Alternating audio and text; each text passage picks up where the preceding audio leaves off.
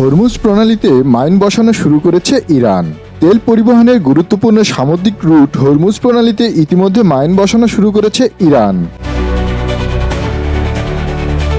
এর আগে মার্কিন গোয়েন্দা সংস্থা বলেছিল ইরানি সেনারা মাইন বসানোর প্রস্তুতি নিচ্ছেন।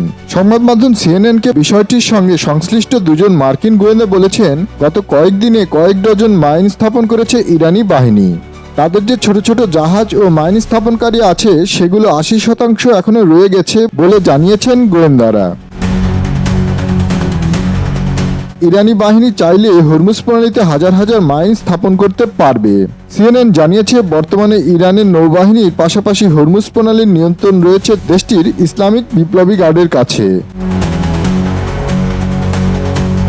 গত সপ্তাহে বিপ্লবী গার্ড এক হুঁশিয়ারিতে বলেছিল, হরমুজ দিয়ে যদি কোনো জাহাজ চলাচলের চেষ্টা করে তাহলে সেই জাহাজ জ্বালিয়ে দেওয়া হবে।